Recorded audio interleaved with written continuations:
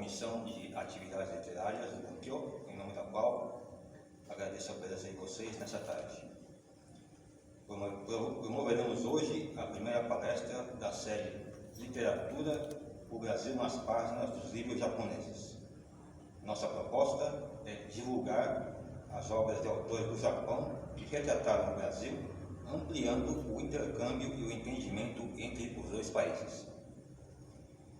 Em 2023, comemoramos 115 anos da chegada dos imigrantes japoneses ao Brasil. Para abrir essa série de encontros, escolhemos uma obra icônica desse relacionamento, que marcou as comemorações do centenário da imigração em 2008. Trata-se de Haru e Natsu, As Cartas que Não Chegaram, escrita pela senhora Sugako Hashida. Essa obra retrata a história de duas irmãs separadas pela imigração de uma família japonesa ao Brasil em 1934. Foi um grande sucesso da autora, mais conhecida ainda pela minissérie de mesmo título, transmitida no Japão pela rede NHK em 2005 e pela rede Bandeirantes no Brasil em 2008. A apresentação dessa importante obra sobre a imigração japonesa será feita pelo Dr. Masato Inomiya, co-tradutor da versão para a língua portuguesa. Essa versão foi publicada pela Caleiros Primos em 2005 e faz parte do acervo da Biblioteca Bunkyo. O Dr. Inomiya é advogado e tradutor público e juramentado. É professor do Departamento de Direito Internacional e Comparado na Faculdade de Direito da Universidade de São Paulo, onde atua na graduação e na pós-graduação. Também ministra aulas de Direito Comparado em universidades japonesas. O Dr. Inomiya já atuou no Bunkyo como vice-presidente da diretoria executiva e na presidência do Conselho Deliberativo, assim como na presidência da Comissão de Administração do Museu Histórico da Imigração Japonesa. É reconhecido como uma personalidade influente do relacionamento Brasil-Japão. Frequentemente acompanha as visitas de autoridades brasileiras ao Japão e de autoridades japonesas ao Brasil. Há mais de 30 anos preside o CIAT, Centro de Informação e Apoio ao Trabalhador no Exterior. É uma grande honra para a Comissão de Assuntos Literários do Bunkyo receber o Dr. Inomiya, a quem dirigimos nosso sincero agradecimento por ter aceito o convite para abrir essa série de encontros. Ao final da apresentação, o Dr. Inomiya responderá a perguntas sobre o assunto de hoje. Sendo assim, deixo vocês com o Dr. Masato Inomiya, que falará sobre a obra Haru e Natsu, As Cartas que Não Chegaram.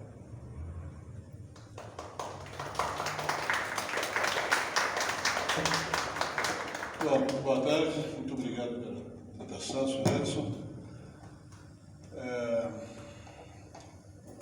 Bom, eu vou tentar seguir mais ou menos o roteiro, mas vou acabar talvez saindo também do roteiro, mas gostaria que vocês tivessem paciência.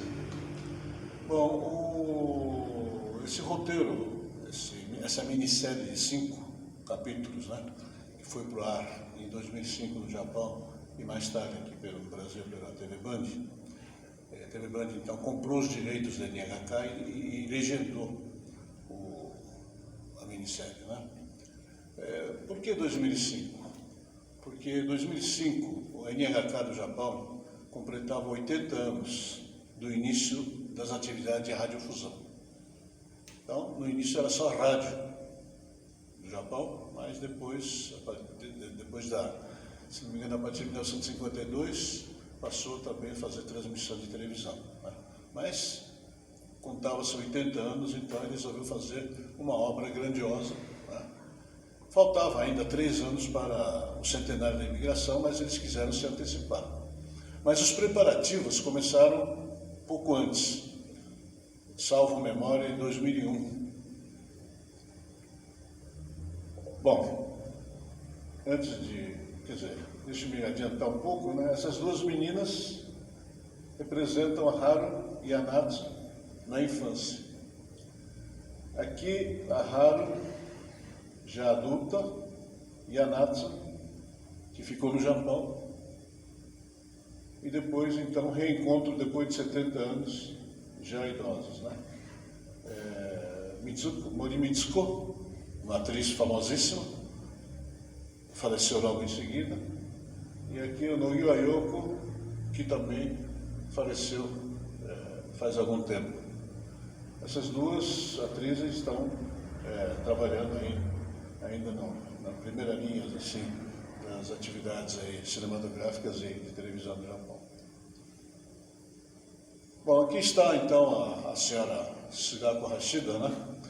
Então, enfim, está aqui todo o currículo dela. Ela nasceu em 1925, em Seul, na Coreia, mas na época, de 1910 até 1945, Coreia fazia parte do Império Japonês, né? Ela viveu lá até os 9 anos de idade e depois voltou para o Japão. E aí se formou na Universidade Nippon Joshi Daigaku e depois fez pós-graduação em Waseda. E começou a trabalhar na companhia cinematográfica Shochiku, né, como assistente de roteirista. Mas um dia promoveram para secretária do presidente. Supostamente um cargo honroso, mas ela recusou e pediu demissão e foi trabalhar como roteirista. Ela trabalhou muito, produziu muito, tá? Mais de 200 roteiros, mais de 50 livros, sendo que o mais famoso, que ela realmente a consagrou, né, entre outras obras, cara, é Oshin.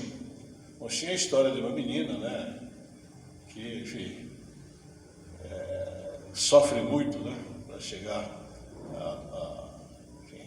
à idade de adulto e tal, e isso comoveu, né, não só o Japão, como também muitos países, incluindo países do Oriente Médio, né.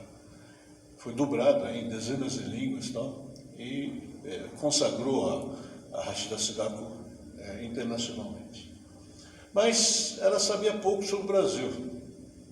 Então, quando a NHK a contratou para ser roteirista do Harinatsu, NHK, eu na época era advogado da NHK aqui no Brasil, então a NHK me contactou perguntando se eu tinha algum material sobre imigração. Bom, eu presidia nada mais, nada menos do que o Museu da Imigração, né? E tudo que eu podia dispor, então, copiei e mandei para ela.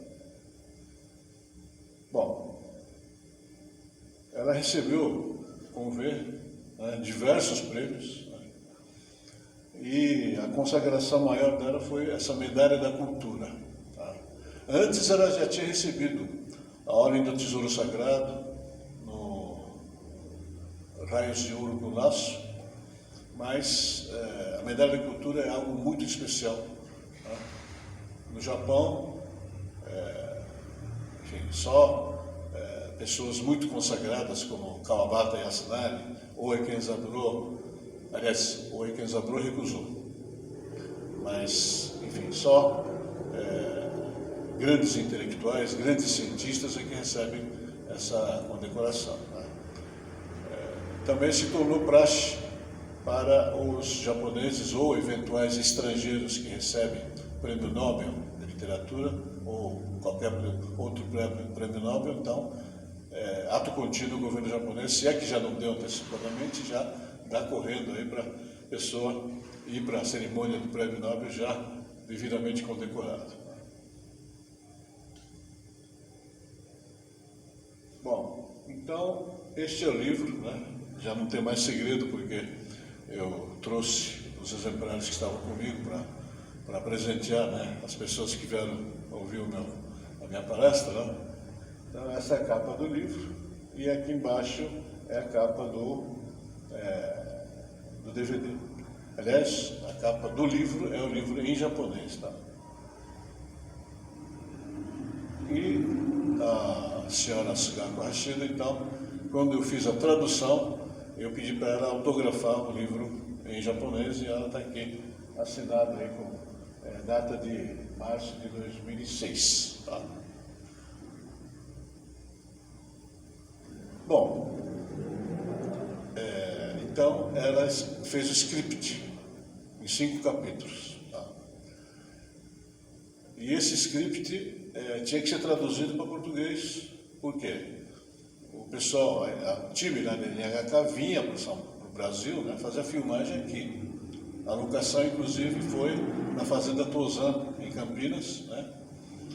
E diariamente saía ônibus, 2, 3 ônibus aqui com 2, 3 ou até mais ônibus, né, com centenas de pessoas, né, que iam trabalhar voluntariamente como extras, né, nesse filme, como uma multidão de imigrantes, né, que estavam ficticiamente na Fazenda Tozan, né, que inclusive é muito famosa aí pela plantação de café.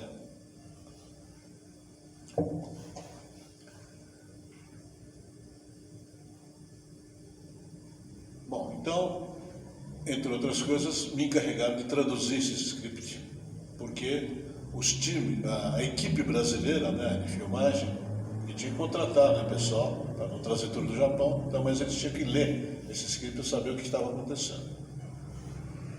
Então, são 5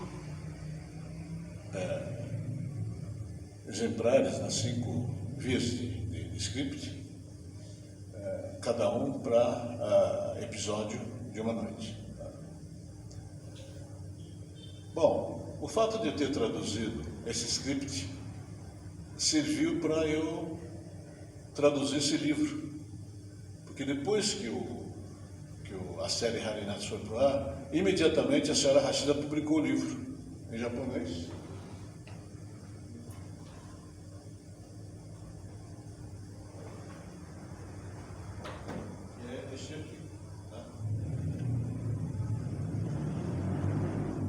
E eu, como já tinha o script traduzido, juntamente com a dona Sônia aqui, então nós imediatamente fizemos a tradução do livro, né? Em 3 meses depois que saiu o livro em japonês, já estava pronto aqui o texto em português. Foi possível graças ao patrocínio do Banco Real, que não existe mais.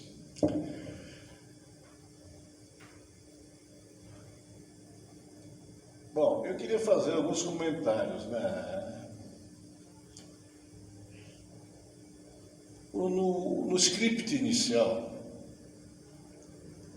qual é o título desse livro aqui? Harinatsu, As Cartas que Não Chegaram. Então, as 2 irmãs Harinatsu, ao embarcarem do Japão para o Brasil, né, no exame médico, que é obrigatório antes do embarque, descobriu-se que a irmã mais nova, a Natsu, estava com tracoma. Não que tracoma fosse uma doença rara aqui no Brasil, não, é uma doença absolutamente popular aqui, mas a lei da imigração não deixava que estrangeiros trouxessem tracoma do exterior. Então, as pobres irmãs lá, né, são separadas aí na escadaria do navio. A Haru, mais velha, embarca, a Natsu, mais nova, fica no Japão. E é levado de volta para Hokkaido, de onde vinha a família da Haru e Natsu. E a Haru viaja para o Brasil, com a promessa, né, de trocarem cartas, né, tal, para corresponder, etc. Mas, por algumas razões, as cartas não chegam. As cartas que a mais velha, a Haru, escrevia, ela guardava um dinheirinho e mandava para a irmã. Só que a irmã estava na casa dos tios. E aí a tia descobre que vinha dinheiro lá dentro, então ela tira o dinheiro e, portanto, então, com dor na consciência, não consegue mais entregar as cartas que chegavam no Brasil para a Natsu. E as cartas que a Natsu escrevia para Haru também não chegaram. E a senhora Hashida explica o seguinte: no sistema do correio existe algo chamado caixa postal ou poste restante. Caixa postal você tem que pagar, né? Tem que contratar a caixa postal da agência de correio, tal, paga mensalmente qualquer valor, tal, e as correspondências que chegam entram naquela caixa postal na agência do correio. O poste restante é algo parecido, mas não precisa de caixa postal. Fica depositado na agência de correio por algum tempo, 2 semanas, um mês, e depois é devolvido para o remetente. Aí a dona Rachida diz o seguinte: ficou parado numa agência de correio, numa estação ferroviária da fazenda tal, durante 70 anos. Eu protestei, falei: isso não é possível. O Brasil faz parte da União Postal Universal desde a fundação. Me digo mais, o Brasil é membro da União Postal Universal antes do Japão. Bom, está certo que existem episódios curiosos aqui no Brasil, né? De alguém ter telegrafado São Paulo lá para Araçatuba ou para Birigui, dizendo: olha, chego no trem de dia tal. Só que esse telegrama, ele pessoalmente recebe quando chegou em Araçatuba. Não chegou antes para alguém buscar. Então tem um episódio pitoresco assim, mas eu falei para a dona Rachida que não é possível a agência de correio guardar 70 anos, né, uma carta que chegou do Japão. Bom, aí ela mudou um pouco o script, dizendo: por causa da guerra e outras coisas mais, então as cartas ficaram depositadas num empório administrado por uma família de japoneses perto da estação. Bom, aí eu aceitei e tal. E assim aparece no seriado.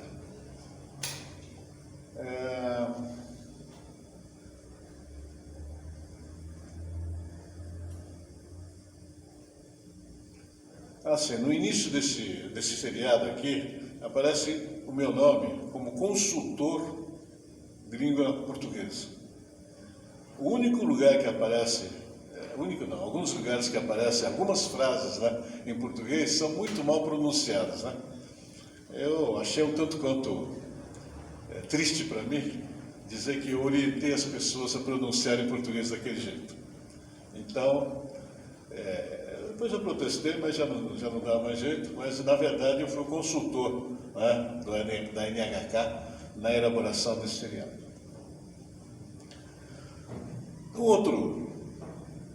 Uma outra passagem interessante, isso a dona Sônia que observou, dentro do trem aparece um funcionário da Estrada de Ferro de etnia africana,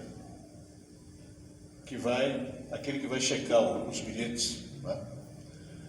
E no filme aparece o sujeito uniformizado e tal, né, de origem africana e tal.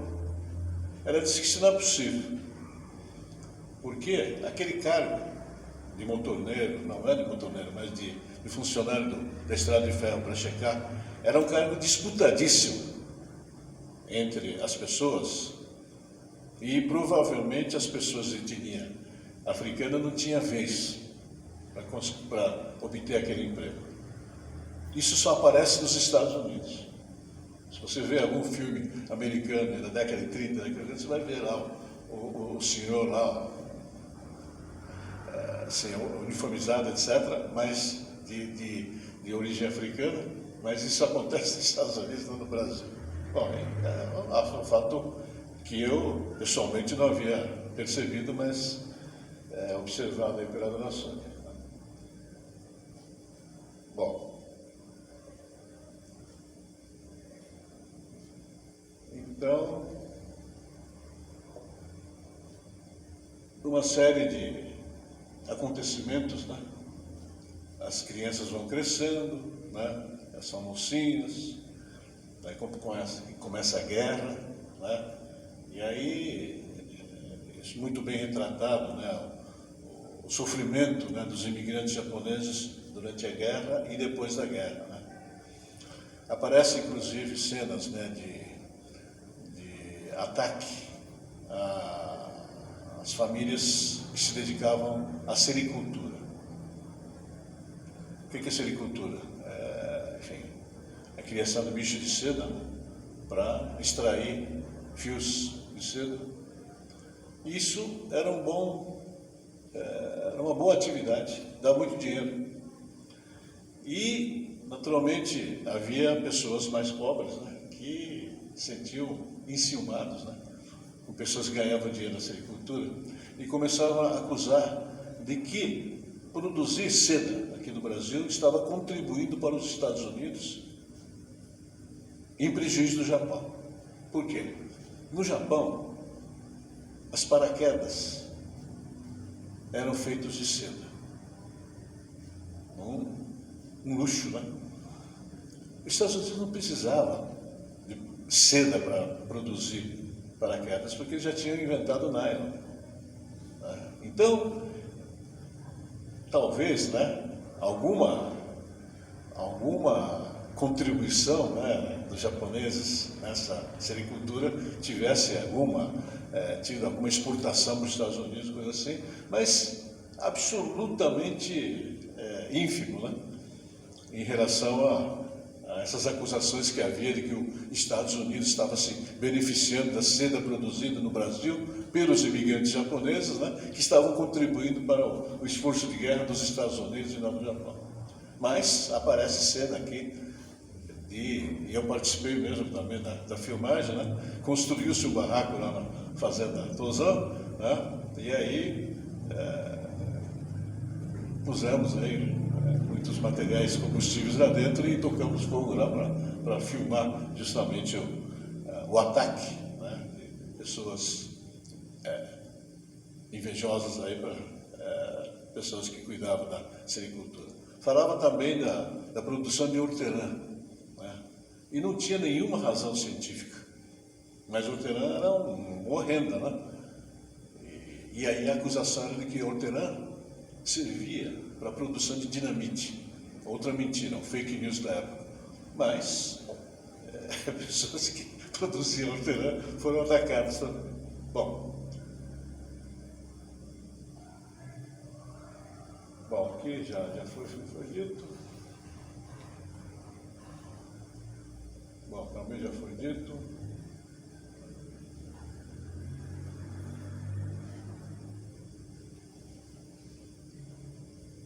Bom, aqui eu vou falar um pouco da Fazenda Tozan. Fazenda Tozan servia de local para locação, para filmagem, né, das cenas aqui do Brasil. Tá? Veio uma equipe do Japão, foi contratada uma outra equipe aqui do Brasil, né? E então falei que diariamente saía ônibus aqui da Costa Jaqui 381 para pessoas que iam trabalhar como extras, né? Imigrantes, né, que estavam trabalhando na fazenda. Bom, a Fazenda Tozan é do grupo Mitsubishi. Né? A família Iwasaki, né, que é o fundador do grupo Mitsubishi, então adquiriu a Fazenda Tozan em 1927. Então, completou-se aí recentemente 95 anos de história, né? E daqui então a 4 anos, então, eles vão comemorar o centenário. Ainda tem plantação de café e, entretanto, a cidade de Campinas já está praticamente do outro lado da rodovia Ademar de Barros, né?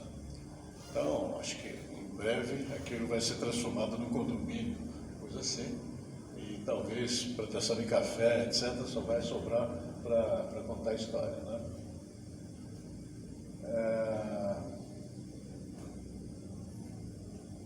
Bom, isso aqui é mais ou menos a história, mas o interessante aqui é o seguinte: essa é a sede, né, que existe aí desde o século XVIII, e hoje, naturalmente, totalmente reformada, mas na Revolução Constitucionalista de 1932, a Fazenda Tozan foi palco de batalha entre as tropas federais que vinham do Rio de Janeiro e a tropa paulista que enfrentaria, né, as tropas federais justamente nessa região de Campinas.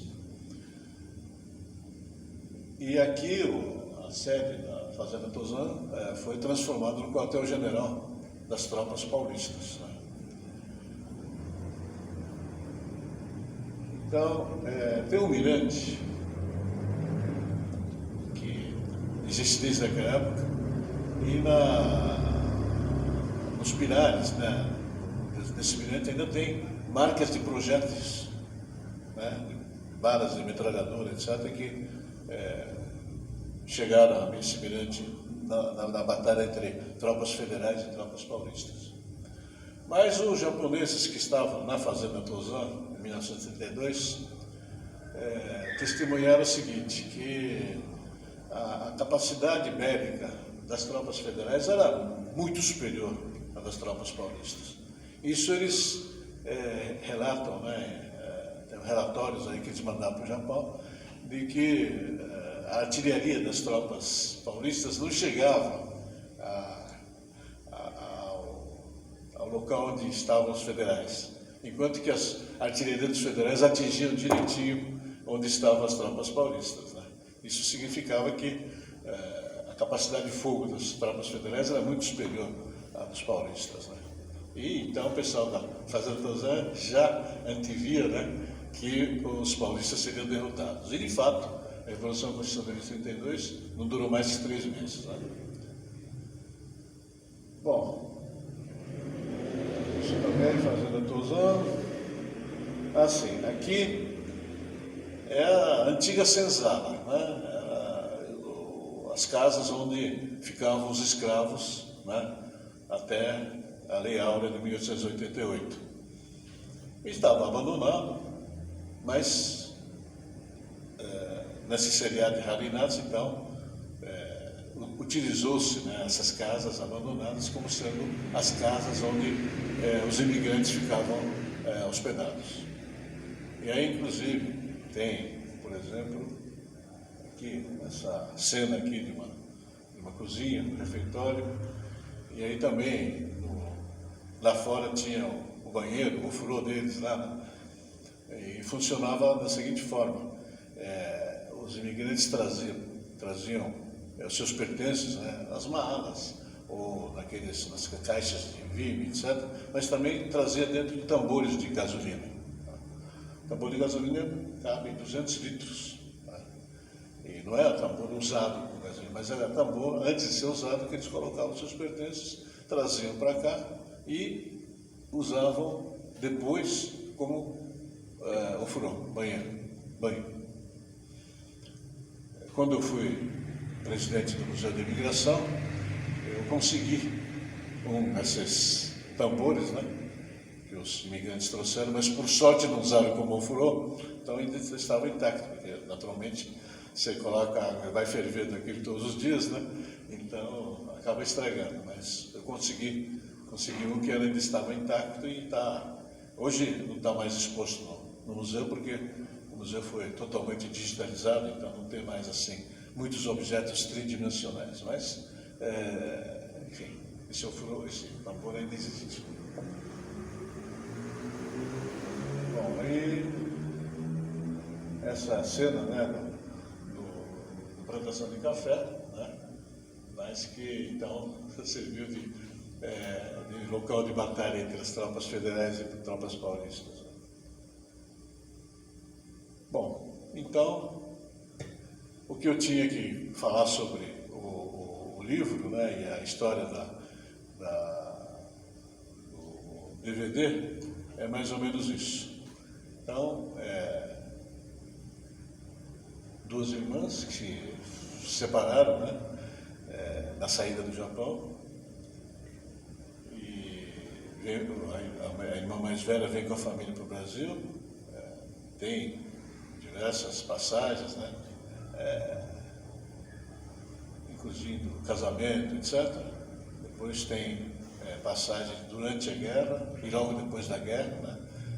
Logo depois da guerra, o episódio mais marcante, né, da comunidade é o chamado luta entre os que acreditavam na vitória do Japão e outros que acreditavam na derrota do Japão. Né? Então, aqueles que acreditavam na derrota do Japão diziam que dizer que o Japão, um país divino, governado pelo imperador, que era um deus, né? Dizer que esse país teria sido derrotado pelos americanos seria um crime de lesa majestade.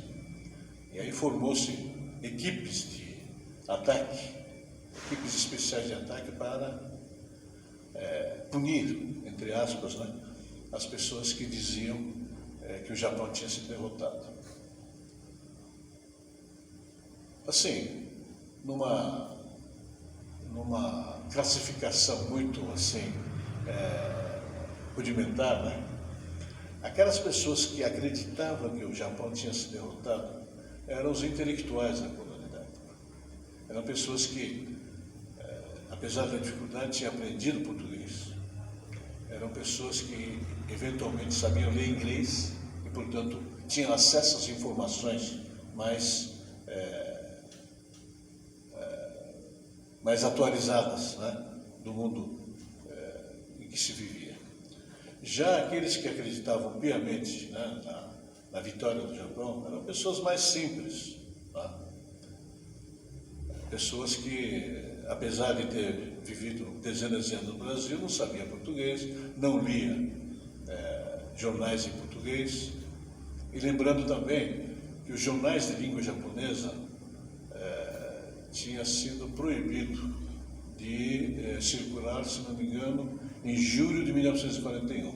Portanto, 5 meses antes de começar a guerra, já não tinha mais periódicos em língua japonesa para transmitir as notícias mais recentes. Então, os imigrantes que não sabiam ler português, não sabiam ler inglês, não tinham acesso a notícias de rádios, então estava totalmente, digamos, no limbo, né? Sem saber o que estava acontecendo no mundo.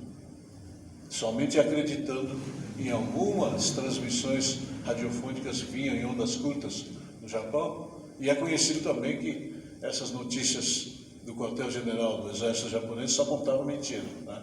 Quando o Japão já estava sendo derrotado, sempre dizia que o Japão estava vencendo ou estava tentando vencer, e falava só de algumas batalhas que o Japão tinha conseguido alguma vitória, mas na ordem das coisas, então, né, culminando com a bomba atômica do dia 6 e 8 de agosto de 1945, realmente o Japão já estava totalmente aniquilado. Mas as notícias que chegavam aqui eram de que o Japão estava vencendo a guerra. Hoje, eu até não consigo condenar essas pessoas, não pela ignorância, mas por causa dessa falta de informações, né? Mas a realidade foi o seguinte: 43 pessoas foram assassinadas entre a elite, né, da colônia, que, enfim, entendia português e tal, e mais de 180 pessoas, quase 200 pessoas foram feridas, né? E o governo brasileiro, naturalmente, não podia ficar quieto, né? Não podia ficar calado diante da situação, prendeu um grupo de pessoas e também houve muita injustiça, né? E foram mandados para a Ilha Anchieta, onde cumpriram alguns anos de prisão. No anterior governo Lula, formou-se a Comissão da Verdade para esclarecer, né, certas injustiças cometidas durante o governo militar, e um grupo de pessoas da colônia então pediu para que esse assunto dos presos da Ilha Anchieta fosse melhor elucidado, porque nem todos participaram, né, desse ataque. Algumas pessoas foram injustamente acusadas e tiveram que cumprir penas lá na Ilha Anchieta. Bom, acho que eu estou me estendendo demasiadamente. Eu gostaria de me colocar então à disposição, né, das pessoas que queiram fazer algumas perguntas, né? O ideal seria eu projetar, mas seriam 6 horas de projeção, então não valeria a pena.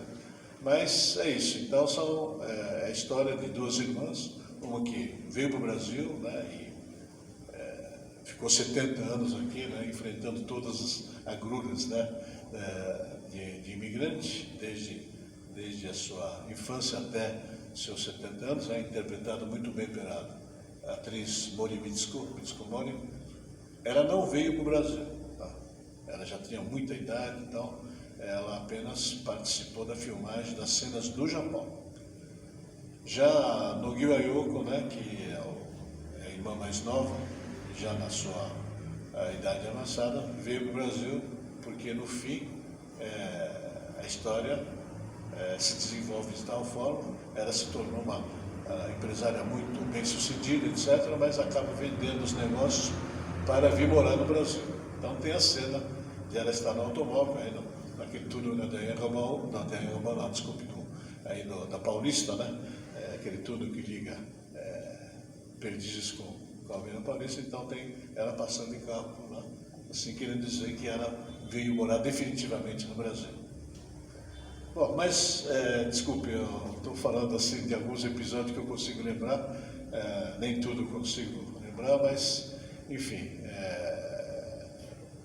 na minha opinião, essa série, né, Harinats, retrata muito bem uma determinada parte da história da imigração, tá? Família muito pobre, lá de Hokkaido, tá?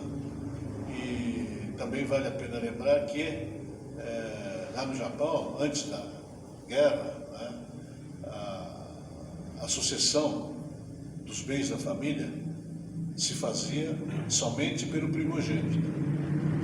Então, essa família lá de Hokkaido era um terrenozinho, né, onde vivia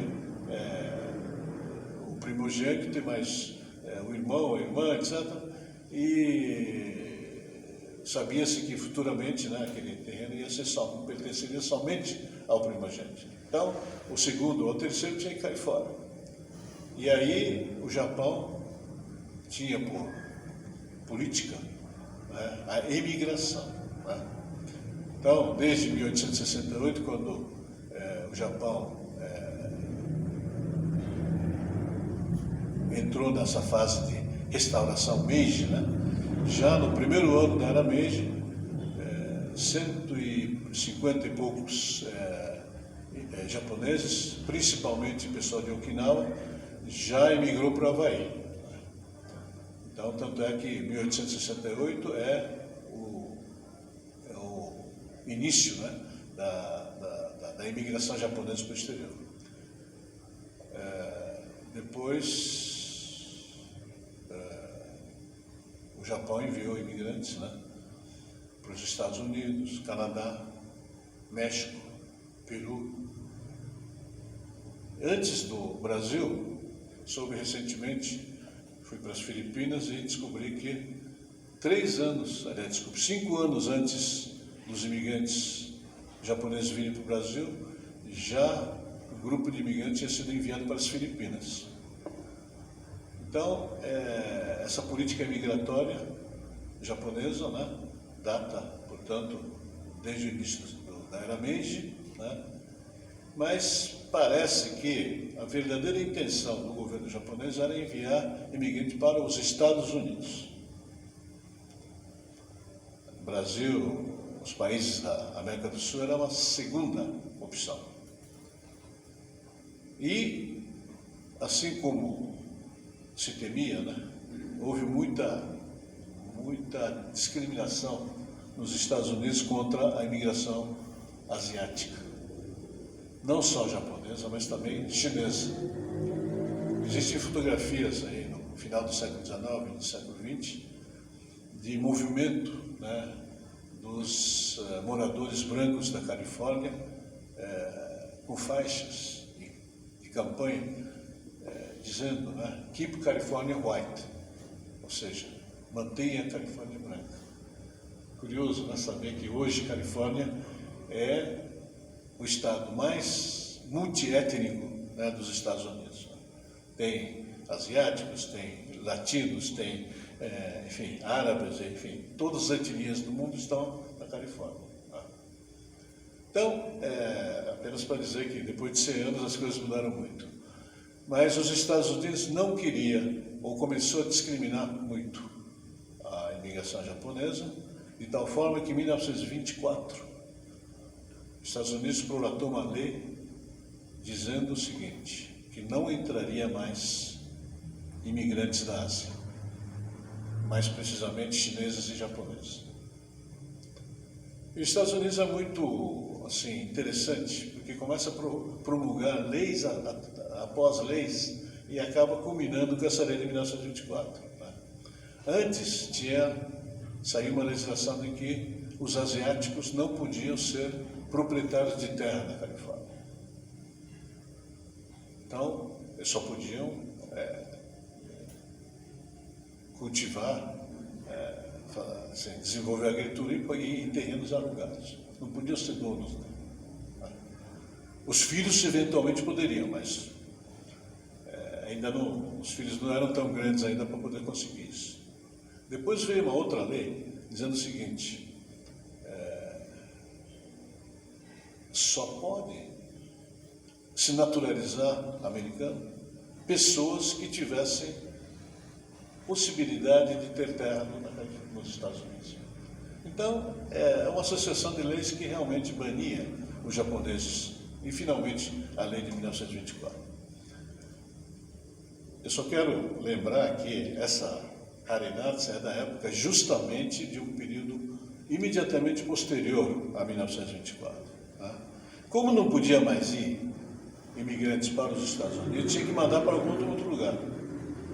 Então, a solução foi o Brasil.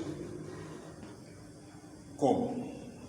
Então, aparece no filme, né, dizendo o seguinte: vamos sair desse Hokkaido aqui, não temos nem comida, não temos nenhum futuro. Né, e o governo japonês está patrocinando as passagens de pessoas que querem ir para o Brasil. E, além disso, dão 50 ien para os adultos e 25 ien para as crianças poderem se preparar para a viagem. Então, seria comprar diversas coisas, tal, passagem de trem até Kobe, né? Aliás, o navio saiu de Kobe antes da guerra. E só para vocês terem ideia, o que é esses 50 ien e 25 ien? 50 ien da década de 20 é o salário inicial de alguém formado por uma universidade imperial. Quer dizer, hoje, talvez, corresponderia a uns $2.000. Né?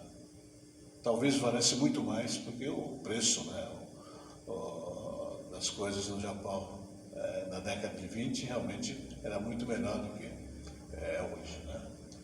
Então, as pessoas tinham essa vantagem de receber esse dinheiro para poder se preparar para a viagem. Homens, mulheres e crianças, metade desse valor. Então, realmente era uma atração para levá-los para o exterior. Tem uma outra passagem, já aqui no Brasil, no início aí dos trabalhos na fazenda, um dos filhos reclama: pô, mas todos os dias tem que comer feijão, eu não aguento mais comer feijão. Aí o pai fala assim: olha, pensa bem, lá em Hokkaido nós não tínhamos o que comer. Aqui no Brasil pelo menos tem feijão. Né? Você deve ter que dar graças a Deus por ainda ter alguma coisa para comer. Né?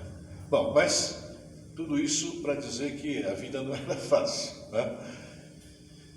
Mas em 1934, o Brasil também, pressionado talvez pelos Estados Unidos, também na Constituição de 34 surge novo dispositivo na legislação brasileira de que só pode entrar 2% dos imigrantes que entraram nos últimos 50 anos. Italiano, alemão, turco, russo, que tinha entrado no Brasil no século XIX, não receberia nenhuma influência desse dispositivo constitucional de 1934. Só os japoneses eram alvo dessa lei. Então, no início da década de 30, 1930, 31, estavam entrando no Brasil 20 mil japoneses por ano, que é um exagero. Dava muito na vista. Por quê? Cada navio podia trazer 1.000 pessoas, mais ou menos. Então, vocês já imaginaram 20 navios com bandeira japonesa entrando no Porto de Santos por ano? Então, isso realmente pegou muito. Enfim, as autoridades... E tinham um grupo, né, de pessoas que pregavam, né, o embranquecimento da raça brasileira.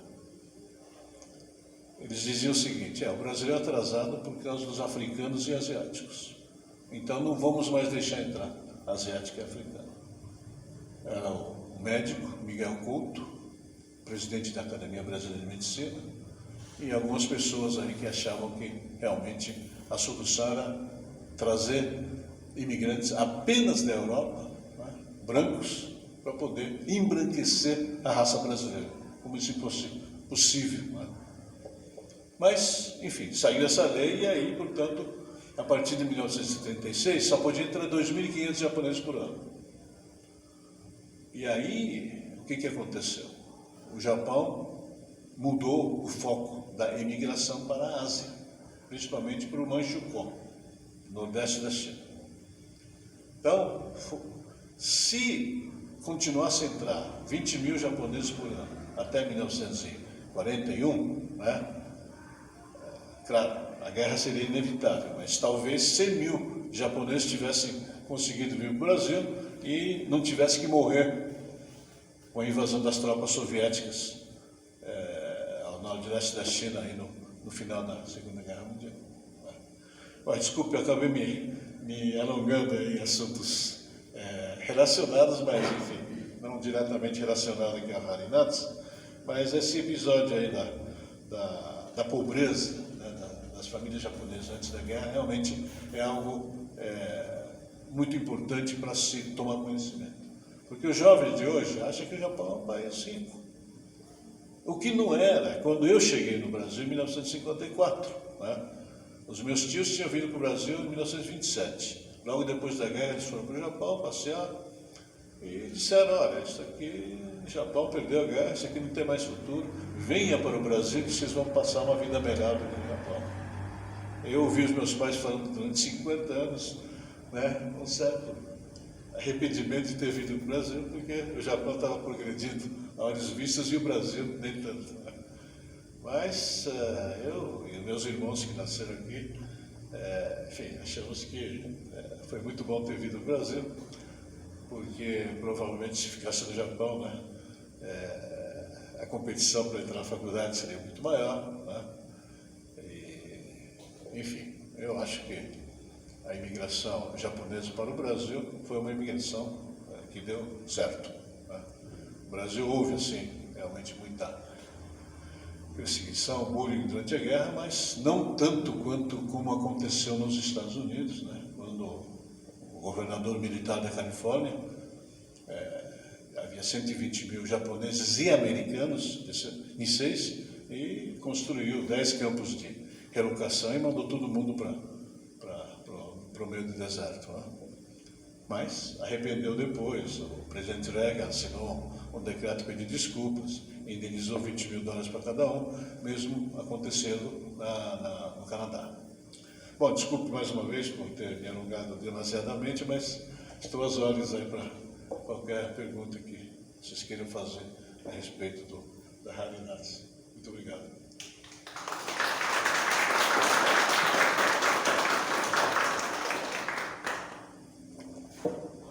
Muito obrigado, doutor Masato Nomiya, por essa palestra tão informativa.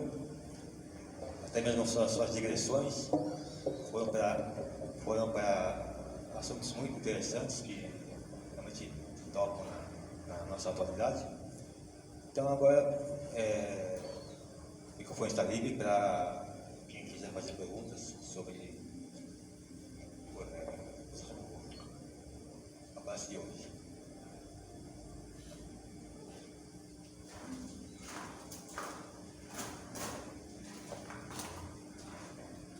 Por favor.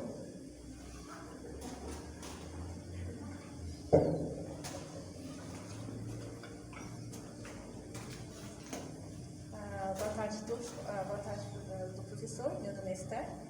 Eu fiquei muito contente em participar dessa palestra. Foi muito informativa. Eu já tinha assistido o seriado, tinha histórias que meus avós tinham comentado da época da imigração. Meu pai, particularmente, ele é Hokkaido. Também meus avós também foram imigrantes dentro do Japão. Eles são da província de Gifu, foram para Hokkaido e ficaram lá.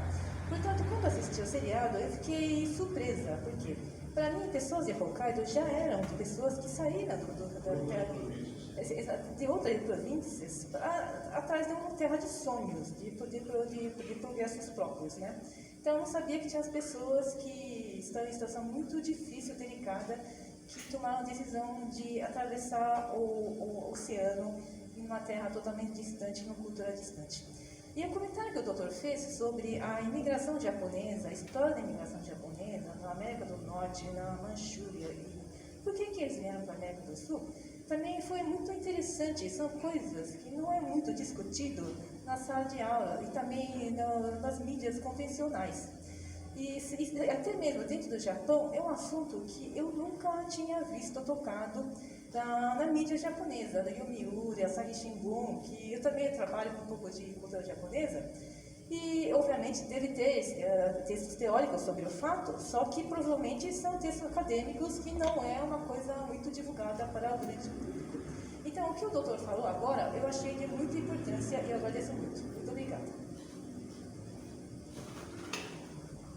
Então, realmente, o Hokkaido foi um território japonês, digamos, tardiamente incorporado ao resto do Japão, até mesmo no período feudal, né? Então, o feudo de Matsumae, feudo de outros feudos que ficavam bem no norte da ilha de Honshu, né? Eles não estavam conseguindo administrar direito o Hokkaido, porque era um território longínquo, muito frio, né? E os pobres dos Ainos que moravam lá também eram explorados pelos japoneses, né? Da ilha principal. E quando veio, então, a restauração Meiji, né? Houve guerra civil, né? Entre os partidários de Tokugawa e os partidários do imperador, né? E os que foram derrotados foram expulsos, entre aspas, para o Hokkaido, né? Porque eles não tinham mais lugar para ficar. Aquelas províncias, aqueles feudos no nordeste do Japão, né? Tipo hoje Niigata, né? Ou tipo hoje Akita, Miyagi, etc. Então, eles tomaram partido dos Tokugawas, né? E foram derrotados pelas tropas fiéis ao imperador.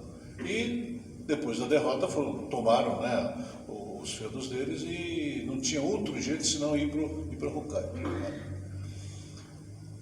E a vida em Hokkaido era muito difícil, né? Por isso que então surge essa necessidade de sair de Hokkaido para vir para o exterior, né?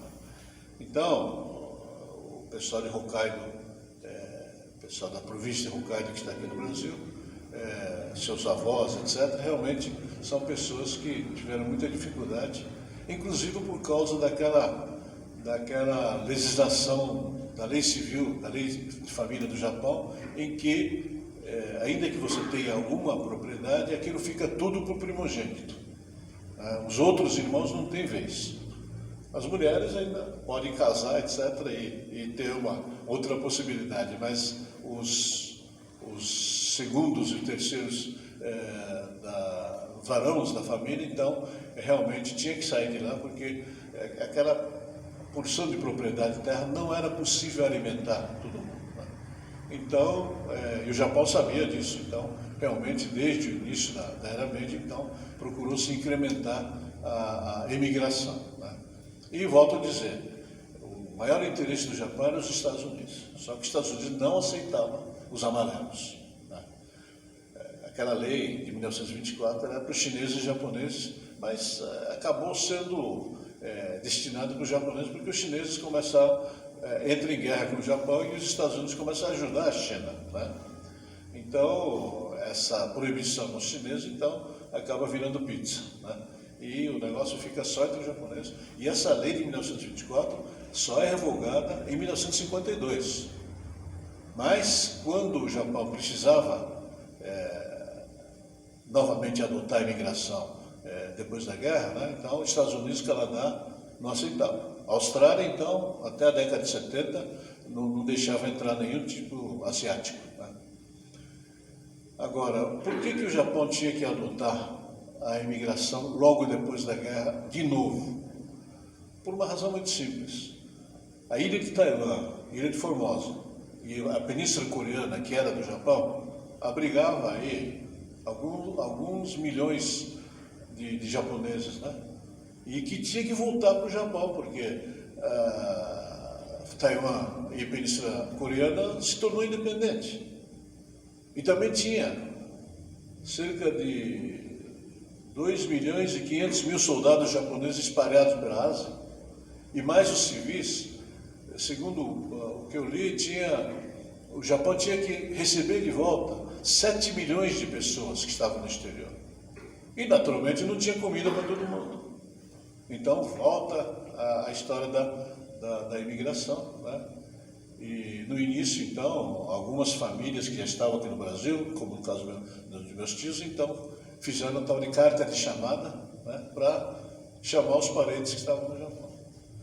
E foi assim que reiniciou a imigração, né? Vieram 190.000 japoneses antes da guerra e mais uns 60.000 depois da guerra. Só que esse fluxo vai diminuindo de acordo com o progresso, né, do Japão depois da guerra, né? Então, quais são os pontos importantes da reestruturação econômica do Japão depois da guerra, né? O fato mais importante foi em 1950 a Guerra da Coreia, né? Por que Guerra da Coreia? Porque guerra, como vocês podem imaginar, né? Vocês podem ver aí na guerra da Ucrânia com a Rússia, né? É consumo, é destruição. Então, veículos, tanques, munição, uniforme, capacete, enfim, tudo é consumido nos campos de batalha, né? E, naturalmente, os veículos, navios, embarcações, aqueles que não foram totalmente destruídos, tinham que ser restaurados, né?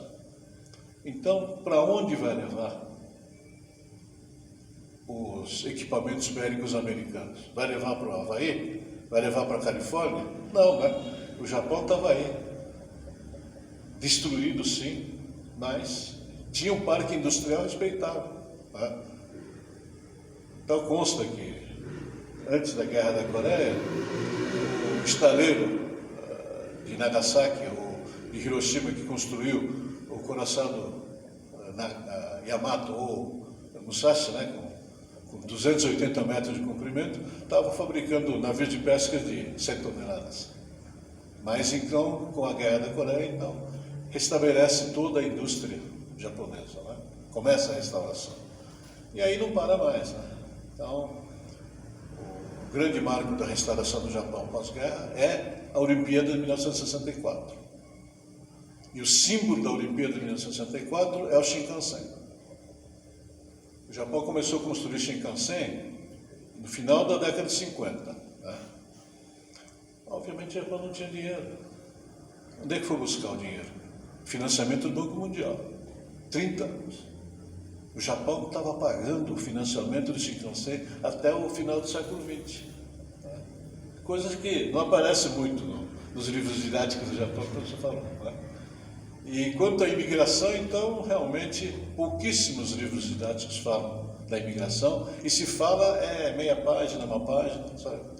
Infelizmente, os japoneses que hoje estão no meio da riqueza já se esqueceram da época, né, pós-guerra, né, em que os imigrantes que estavam nos Estados Unidos, no Brasil, mandavam dinheiro, mantimento, café e outras coisas mais para o Japão, para ajudar, né, a restauração do Japão, mas isso é muito pouco lembrado pelos jovens de hoje.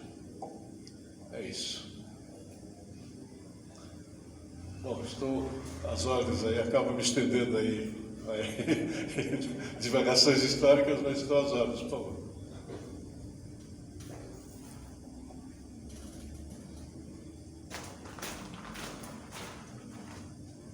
Olá, boa tarde. Meu nome é Maria Júlia. Queria primeiro agradecer a oportunidade de falar um pouco sobre a obra e pedir desculpa pelo atraso. Então, se eu fizer uma pergunta que já foi tratada em algum momento, queria já pedir desculpa. Mas, até envolvendo um pouco das perguntas e das explicações já feitas, uma coisa que eu queria perguntar era justamente do impacto cultural que a obra teve, principalmente no Japão. Eu lembro quando teve a primeira transmissão do Harinatsu no Brasil, também tinha uma colônia japonesa, todo mundo assistia, a gente chorou vendo a peça passando aqui no Brasil, e é uma obra relembrada até hoje. Mas eu queria entender um pouco como que isso foi visto no Nihon, ainda mais que é um tema, como já mencionado, que não é tão amplamente, tão tratado nos livros didáticos ou até na mídia japonesa. Então, qual foi o impacto cultural que a obra teve, uma vez que ela foi transmitida no Japão? E uma outra pergunta, agora falando um pouco sobre as políticas migratórias, que foi o tema que o professor trouxe agora para o final, que achei muito interessante. Queria entender também um pouco melhor, uma vez que teve essa política de imigração muito forte, que foi diminuindo conforme o desenvolvimento japonês, como é que isso chegou no estado atual hoje, onde tem uma retenção muito forte das pessoas que estão lá, então essa política emigratória praticamente não se ouve mais falar tanto e tem uma restrição de entrada muito grande. Como que isso se deu no contexto histórico e como isso impacta nos dias de hoje? Muito obrigada. Bom, em 2005, quando o Harinatsu foi ao ar, como atividade comemorativa do 80º aniversário do NHK, realmente houve uma repercussão muito grande. Não que o tema da imigração nunca tivesse sido abordado pela imprensa e pelo cinema, né? Eu me lembro aqui, estava no Brasil já, acho que foi no Cine Nippon, que hoje é sede do Aichiken Jinkai, aí na rua Santa Luzia, na verdade, passou um filme chamado Sanga Ari, que é a história da imigração japonesa para o Havaí, né? E foi realmente muito emocionante, assim, muito comovente o filme, né? Porque fazia lembrar um pouco das agruras da imigração dos imigrantes aqui no Brasil também, né? Mas, enfim, Havaí, Estados Unidos, né, sempre está ligado à guerra, né?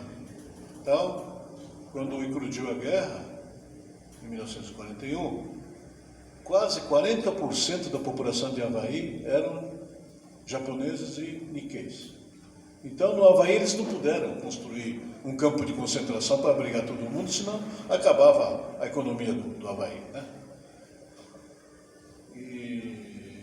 Mas, enfim, aí, durante a guerra, formou-se batalhões do Havaí e da Califórnia, de jovens nisseis americanos que quiseram provar a sua lealdade para com os Estados Unidos, né, derramando seu próprio sangue nos campos de batalha, né?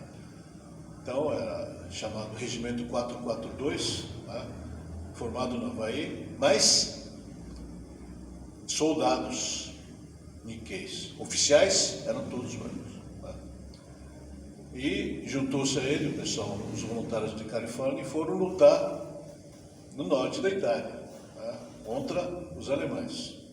Alguns nikkeis muito bem capacitados na língua japonesa foram escolhidos para ir para a Ásia, né, justamente como tradutores e intérpretes. Eles procuravam ler documentos do exército japonês, da marinha, e também os diários de soldados japoneses, porque, como vocês sabem, os japoneses têm o hábito de escrever diário, né? Então, você pegando o diário dos soldados, você podia ver exatamente como é que estava a questão, enfim, diversos aspectos, né, de como eles viviam, né, no dia a dia. Bom, mas, enfim, essa foi a abordagem, né, do Japão sobre a imigração, né, nos Estados Unidos, sempre ligada à guerra. A própria Hashida Sugako escreveu depois do Harinatsu um outro livro sobre a questão dos nisseis na Califórnia, né, mas ligados também a campos de relocação, né? E o outro tema, também muito triste, né, é a história dos japoneses que foram para Manchukuo, né? Então, tem uma série aí, um seriado também do NHK, sobre os filhos de japoneses que foram abandonados na China, naquela confusão dos últimos dias da guerra. Então, famílias japonesas fugiam das tropas soviéticas, né? E aí algumas famílias que não podiam fugir com os filhos acabavam entregando os filhos recém-nascidos para as famílias chinesas para criarem, né? Então tem um episódio, tem um livro do Yamazaki Toyoko, né, chamado Futatsu no Sokoku, As Duas Pátrias, que é a história justamente de um menino, né, que foi criado por uma família de chineses e aí se torna engenheiro, mas quando descobre que ele é descendente de japonês, então começa o bullying, né? A namorada abandona porque ele é descendente de japonês e assim vai. Estive nas Filipinas recentemente e soube que a imigração japonesa para Davao, na ilha de Mindanao, ao sul das Filipinas, é 5 anos anterior ao Brasil, né? E eu já tinha lido anteriormente, mas já havia esquecido. Aqui todos conhecem a Fundação Kunito Miyasaka, né? O Kunito Miyasaka, ele, antes de vir para o Brasil, ele foi, não digo imigrante, mas ele trabalhou numa empresa de imigração em Davao. E tem a biografia dele, escrita por Tsunoda Fusako, que dedica algumas páginas desta biografia dele para os anos que ele passou em Davao. Inclusive a filha dele, a dona Izumi, casada com Fujio Yamagata, né? Fujio Yamagata foi um dos diretores aqui do Bunkyo há muitos anos. Dona Izumi foi diretora ou presidiu o Kodomo no Ie, Kodomo no Sono, né? Enfim, eu realmente tinha esquecido disso, né? Mas o Kunito Miyasaka, então, eu chamei a atenção lá do pessoal lá das Filipinas, né, o cônsul geral, etc., sobre essa questão, que é curioso o paralelo, né, curioso a ligação entre a imigração japonesa para as Filipinas e para o Brasil através da figura do Kunito Miyasaka. Se ele fosse qualquer imigrante desconhecido, tudo bem, mas é nada mais, nada menos que o Kunito Miyasaka, né, fundador do Banco América do Sul, né. Mas ninguém sabe no Japão, ou muito pouca gente sabe no Japão sobre a imigração japonesa para as Filipinas. E, novamente, a imigração japonesa para as Filipinas está ligada à guerra. Morreram 500 mil soldados japoneses nas Filipinas. Derrotado, sem comida, fala-se até em antropofagia entre os soldados. Mas algo também que não se publica no Japão é que morreram 1.100.000 filipinos. Por quê? Porque as Filipinas era colônia espanhola. Mas em razão da derrota da Espanha na Guerra Hispano-Americana de 1898, teoricamente, a Espanha vendeu, entre aspas, para não dizer que teve que, Estados Unidos, para não dizer que tirou, né, as Filipinas da Espanha, então comprou, entre aspas, Filipinas, Puerto Rico e Cuba. Cuba se tornou independente e a promessa de tornar Filipinas independente era para 1946. Só que começou a guerra, né, e Filipinas ficou, ficou órfã, entre aspas, né, durante a guerra.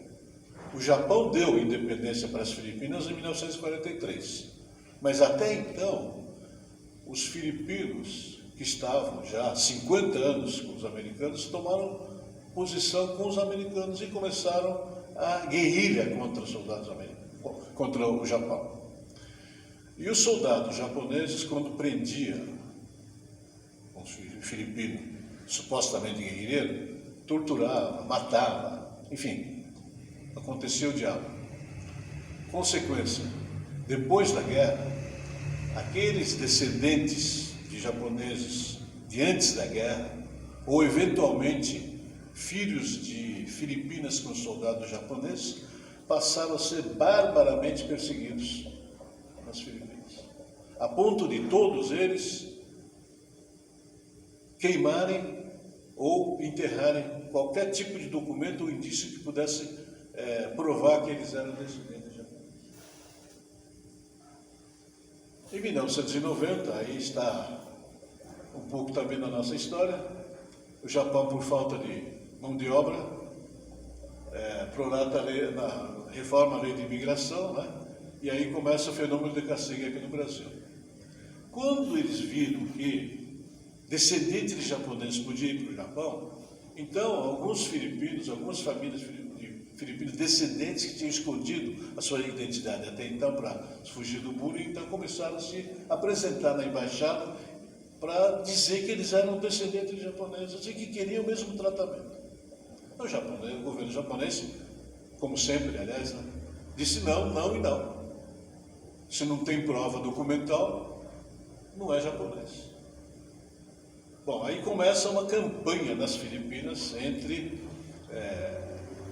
expatriados japoneses e algumas pessoas que ficaram lá, etc. Uma campanha de reconhecimento dos filipinos indocumentados, né? E eu estive lá no Consulado-Geral do Japão, em Davao, e também descobri, né, que até agora 400 pessoas apenas o governo japonês reconheceu através de testemunhos que eles eram descendentes.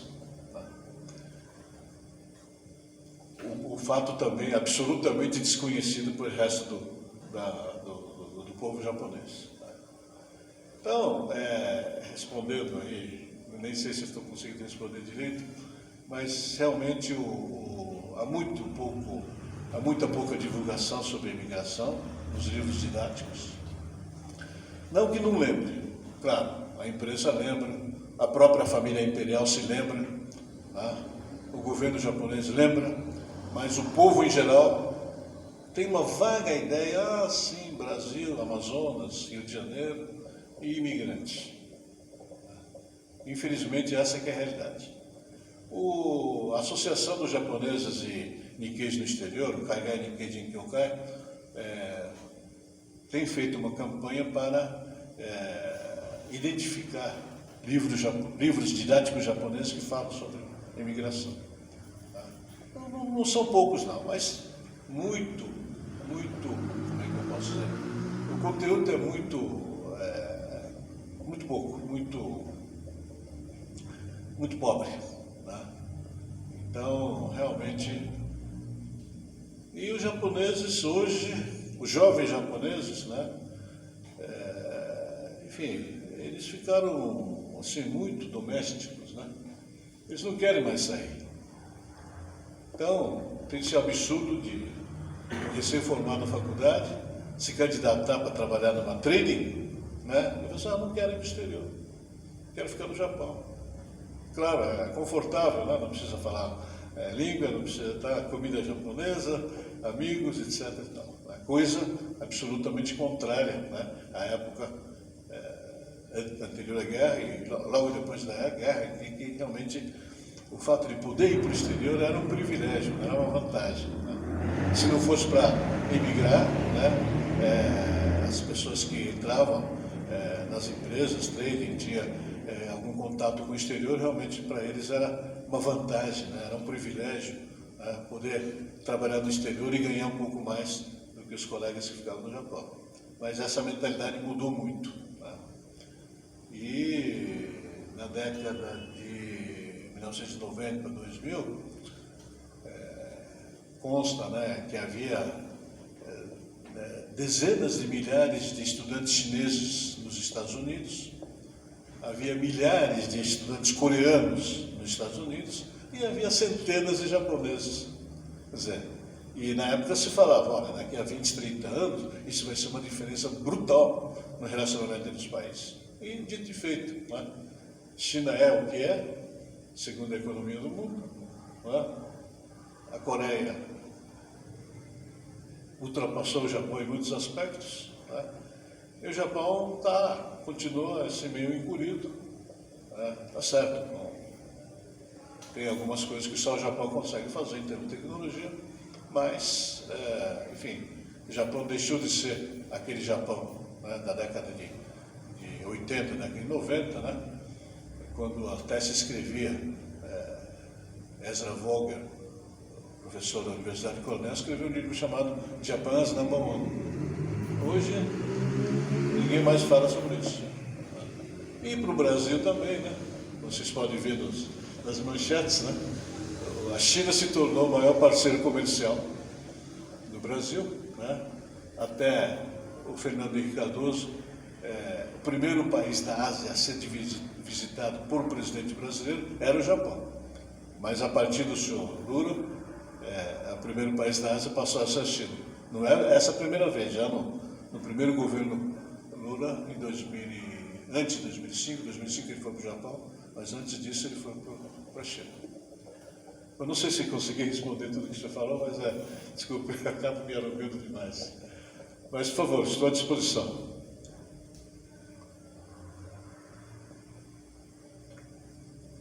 Bom, eu acho que podemos encerrar. Eu queria,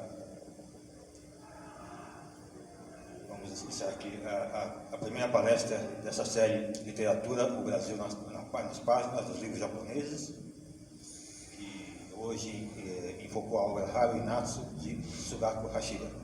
Agradecemos mais uma vez ao Dr. Masato Ninomiya, que gentilmente abriu espaço de seus compromissos para nos prestigiar com sua presença, nos brindar com uma apresentação tão informativa de uma obra que reconhece tão bem.